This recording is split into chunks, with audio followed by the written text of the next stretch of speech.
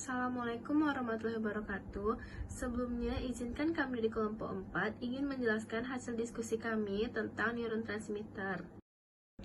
Dengan anggota kelompok yang pertama itu ada Fatina Lutfia Meriska dengan NIM 22011161, Leni Lydia Syafitri dengan NIM 22011169, Muhammad Irfan Ansori dengan NIM 22011172, Nova Wulandari dengan NIM 22011176, Rilia Maharani dengan NIM 22011181, Sabina Rizky Amelia dengan NIM 22011183, Syahla Rahmadina dengan NIM 22011185, dan Zarina Khairunisa dengan NIM 22011194. Dengan pembahasan yaitu yang pertama ada neurotransmitter, yang kedua ada jenis-jenis neurotransmitter dan fungsi, yang ketiga ada penggolongan reseptor neurotransmitter, dan yang keempat itu ada mekanisme kerja obat pada reseptor neurotransmitter. Neurotransmitter merupakan zat kimia yang disintesis dalam neuron dan disimpan dalam gelembung sinaptik pada ujung akson. Zat kimia ini dilepaskan dari akson terminal melalui eksositosis dan juga direabsorpsi untuk daur ulang. Nah, neurotransmitter merupakan cara komunikasi antar neuron. Zat-zat kimia ini menyebabkan perubahan permeabilitas sel neuron, sehingga neuron menjadi lebih kurang dapat menyalurkan impulsnya, tergantung dari neuron dan transmit tersebut. Selanjutnya itu ada jenis-jenis dan fungsi dari neurotransmitter.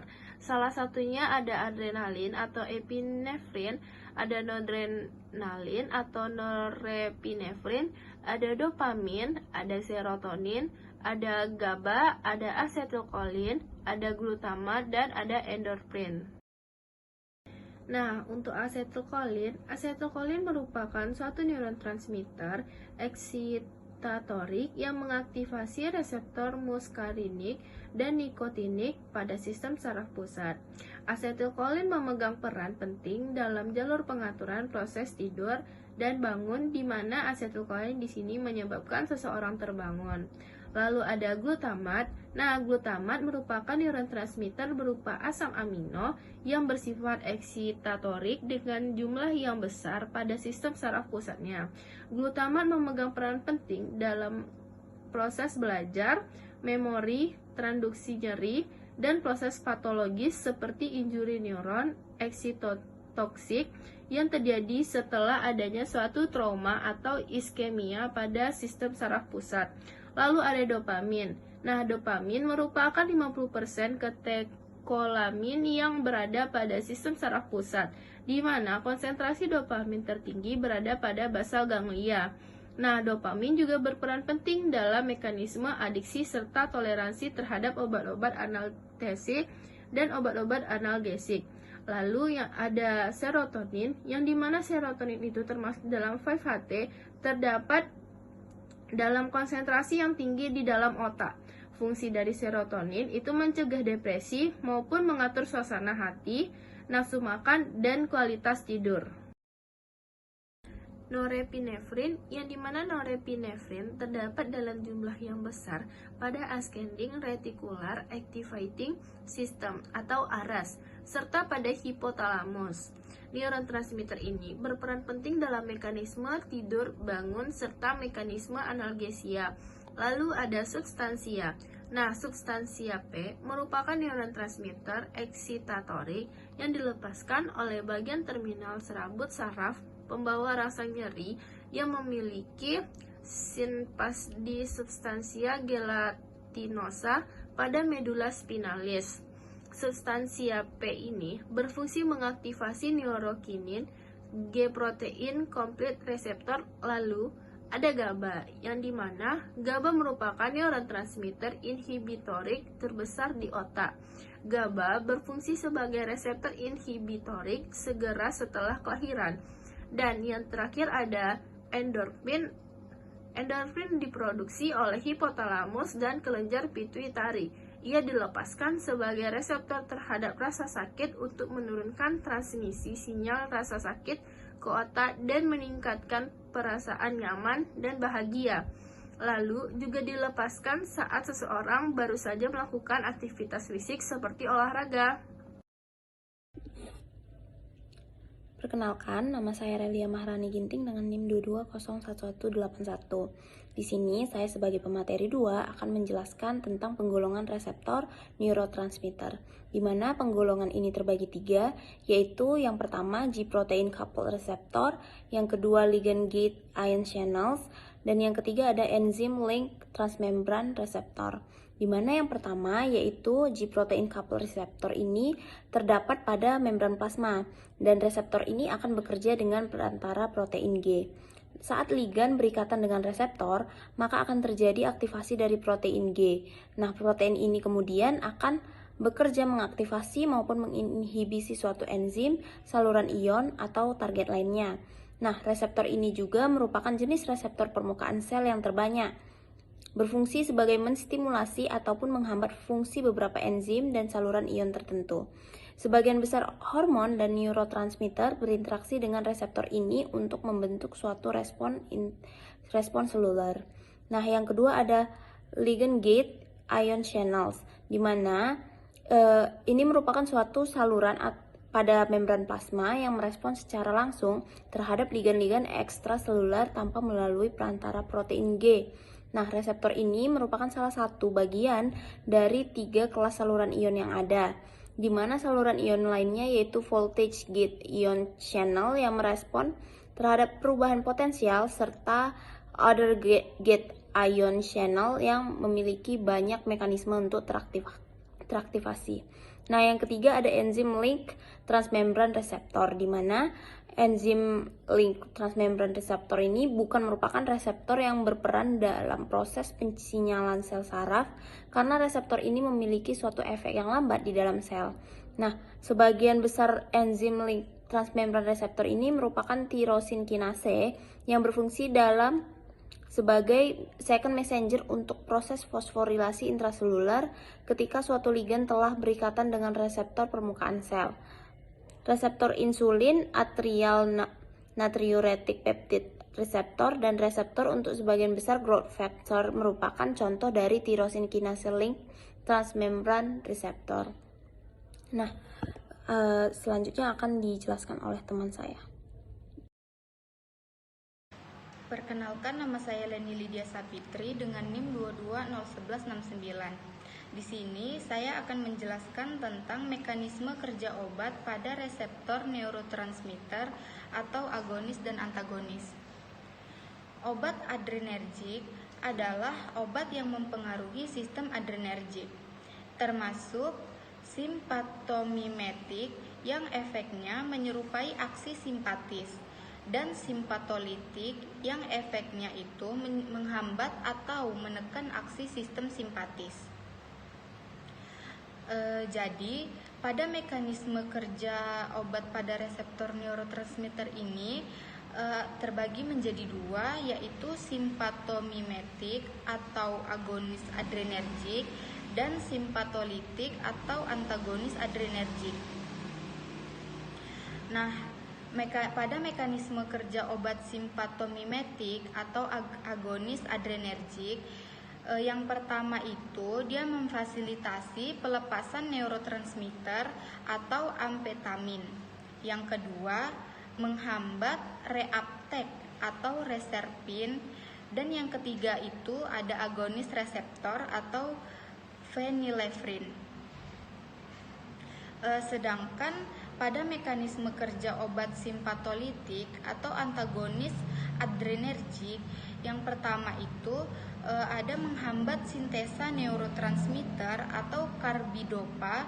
Yang kedua itu mengganggu penyimpanan di dalam vesikel atau guanetidin. Yang ketiga, antagonis reseptor atau femtolamin. Selanjutnya itu ada klasifikasi agonis adrenergik. Yang pertama ada direct acting agonis. Obat golongan ini langsung berikatan dengan reseptor alfa dan beta, menghasilkan efek yang sama dengan stimulus saraf simpatis ataupun efek yang dihasilkan hormon epinefrin yang disekresikan oleh kelenjar. Yang kedua, ada indirect acting agonis. Obat golongan ini mampu memasuki neuron presinaptik yang merangsang pelepasan norepinefrin dari sitoplasma, neuron maupun vesikel penyimpanan. Akibat stimulus ini, norepinefrin dilepaskan, kemudian berikatan dengan reseptor dan menghasilkan efek simpatomimetik. Yang termasuk golongan ini adalah amfetamin dan tiramin. Yang ketiga ada mixed action agonis. Beberapa obat agonis adrenergik mempunyai kemampuan untuk berikatan langsung dengan reseptor alfa, beta, maupun menstimulus pelepasan norepinefrin dari neuron presinaptik. Yang termasuk golongan ini adalah efedrin dan metaraminol. Nama saya Zarina Khairunisa dengan NIM 2201194. Selanjutnya, saya akan menjelaskan tentang efek farmakologi agonis adrenergik. Yang pertama, efek kardiovaskular. Epinefrin mempunyai kemampuan meningkatkan kekuatan kontraktilitas otot jantung atau inotropik positif dan juga meningkatkan frekuensi denyut jantung atau kronotropik positif. Sesuai dengan efek stimulasinya terhadap reseptor beta 1, akibatnya cardiac output pun meningkat. Efek ini mengakibatkan permintaan miokard terhadap oksigen semakin meningkat. Selain itu, epinefrin juga mampu mengakibatkan vasokonstriksi arteriola yang terdapat di kulit, membran mukosa, dan viscera. Efek alfa 1 mampu menyebabkan dilatasi pembuluh darah di sekitar otot seklet. Efek-efek ini berakumulasi dan menyebabkan peningkatan tekanan sistolik dan juga penurunan diastolik. Yang kedua, efek respiratori. Epinefrin menyebabkan bronkodilatasi dengan berikatan langsung dengan reseptor beta 2. Efek ini mampu menanggulangi bronkokonstriksi akibat stimulasi histamin atau alergi, maupun dalam kasus syok anafilaktik. Selain itu, efek epinefrin mampu mengulangi keadaan dyspnea pada serangan asma akut dan meningkatkan volume tidal pernafasan. Yang ketiga, hiperglikemia.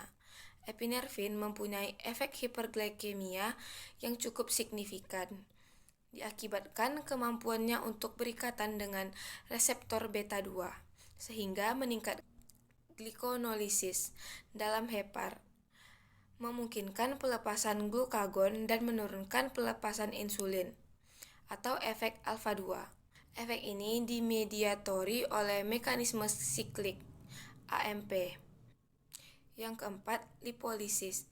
Epinefrin mampu menginisiasi lipolisis pada jaringan adiposa akibat ikatannya pada reseptor beta 1.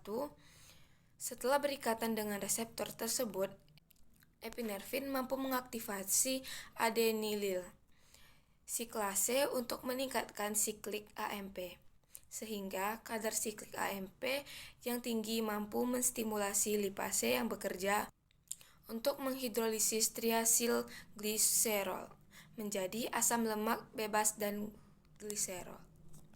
Sekian penjelasan dari saya, selanjutnya akan dilanjutkan oleh teman saya. Assalamualaikum warahmatullahi wabarakatuh. Perkenalkan, nama saya Sahla Rahmadina dengan NIM 2201185. Baiklah, saya akan menjelaskan tentang farmakokinetik dari epinefrin, di mana epinefrin ini sama seperti halnya ketokolamin yang lainnya, itu dimetabolisme oleh enzim COMT dan MAO, di mana pada pemberian secara peroral itu dia tidak efektif, tetapi kita bisa memberikannya itu dengan jalur pemberian lain seperti intravena, inhalasi, subkutan, topikal. Nah, metabolit akhir yang dihasilkan itu berupa metanefrin dan asam vanilil yang dapat ditemukan dalam urin. Selanjutnya kita masuk ke indikasi. Nah, di mana epinefrin itu tuh efeknya itu cukup kuat, mampu menanggulangi keadaan dyspneu akibat bronkospasme dan juga merupakan obat pilihan untuk kasus shock anafilaktik. Nah, dalam oftalmologi, epinefrin seringkali digunakan secara topikal sebagai terapi untuk penyakit glaukoma. Nah, obat ini tuh mampu mengurangi produksi aqueous humor dengan cara pengkontriksian pembuluh darah badan siliaris, sehingga tekanan intraokular pun akan berkurang. Nah, di samping itu, epinefrin juga digunakan dalam pemberian obat lokal anestesik untuk memperpanjang duration of action efek anestesiknya. Nah, selanjutnya itu kita masuk ke efek samping. Nah, efek samping yang ditimbulkan itu bisa seperti gangguan sistem saraf pusat. Nah, gangguan sistem saraf pusat itu seperti tegang, gelisah, takut, sakit kepala, tremor. Selain itu juga epinefrin ini juga mampu mengakibatkan kardiak aritmia, edema paru, dan juga pendarahan akibat meningkatnya tekanan darah. Sekian dari saya, selanjutnya dilanjutkan oleh teman saya. Assalamualaikum warahmatullahi wabarakatuh. Perkenalkan, nama saya Muhammad Irfan Ansori. Baiklah, di sini saya akan melanjutkan materi yaitu tentang antagonis adrenergik. Katekolamin berperan pada berbagai respon fisiologi dan patofisiologi sehingga obat-obat yang menghambat adrenoseptor mempunyai efek penting. Bahkan sebagian sangat berharga secara klinik. Efeknya tergantung selektivitasnya terhadap reseptor A dan B. Dasar farmakologi obat antagonis reseptor alfa, interaksi antagonis reseptor dengan reseptornya. Dapat berlangsung reversibel maupun irreversibel. Lama kerja antagonis reversibel umumnya tergantung pada waktu paruhnya dalam tubuh dan kecepatannya terlepas dari reseptor. Sedangkan efek antagonis irreversibel dapat menetap lama setelah obat menghilang dari plasma. Pada penggunaan fenoksibenzamin, pulihnya kemampuan jaringan untuk bereaksi tergantung pada sintesa reseptor. Pada sintesa reseptor baru yang mungkin terjadi setelah beberapa hari.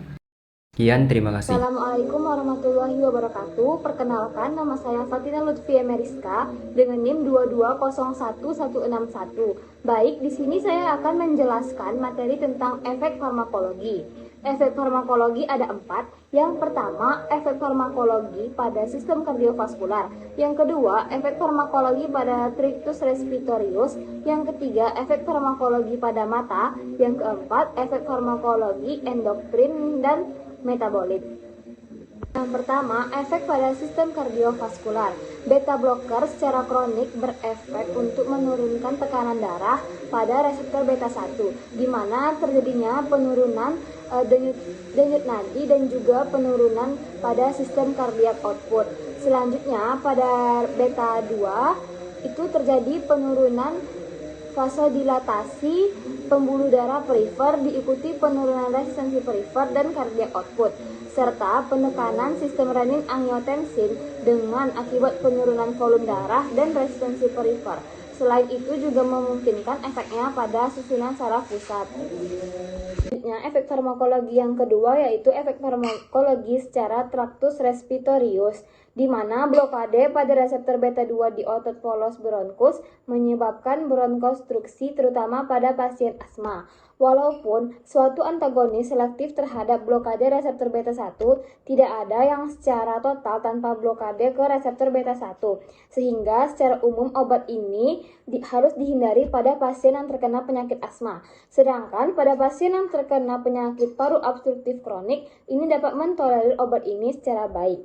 Baik, selanjutnya saya akan menjelaskan efek metabolit dan endokrin, di mana beta blocker menghambat stimulasi simpatis terhadap lipofisis. Efek pada metabolisme karbohidrat tidak jelas, tapi glikogenolisis diinhibisi pada blokade reseptor beta 2. Efek yang tidak berhubungan dengan blokade beta agonis parsial menyisakan sebagian aktivitas simpamomimetik intrinsik. Hal ini menguntungkan untuk mengurangi efek samping akibat blokade lengkap. Obat ini selektif antagonis murni pada pencegahan miokard infark sekunder. Efek yang menonjol pada beberapa beta blocker adalah aksi anestesi lokal, yang disebut juga aksi stabilisasi membran. Aksi ini timbul karena blokade kanal sodium yang juga terlihat pada membran dalam neuron jantung, maupun otot skelet. Baik, terima kasih. Sekian penjelasan dari saya. Selanjutnya akan dijelaskan oleh teman saya. Baiklah, saya akan melanjutkan materi tentang karakteristik spesifik obat. Yang pertama ada prazosin. Prazosin adalah obat resep yang diindikasikan untuk pengobatan hipertensi dan menurunkan tekanan darah. Prazosin sangat selektif, 1000 kali reseptor beta. Prazosin menyebabkan relaksasi otot polos, vena dan arteri, sehingga terjadi penurunan tekanan darah dan penggunaannya pada hipertensi. Prazosin juga mengalami metabolisme di hepar, hanya 50% obat yang tersedia setelah pemberian per oral. Waktu paruh normalnya sekitar 3 jam. Yang kedua ada tamsulosin. Tamsulosin adalah obat untuk meredakan keluhan akibat pembesaran kelenjar prostat, seperti kesulitan buang air kecil. Tamsulosin memiliki waktu paruh yang panjang, yaitu 9-15 jam, dan bioavailabilitasnya juga besar.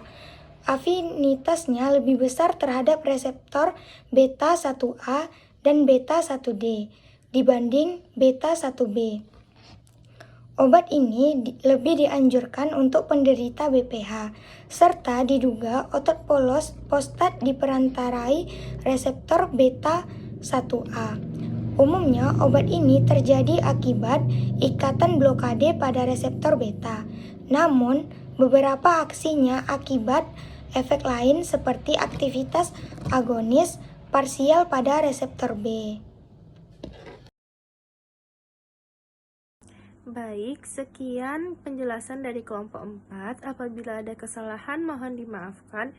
Wabillahi taufik wal hidayah. Wassalamualaikum warahmatullahi wabarakatuh.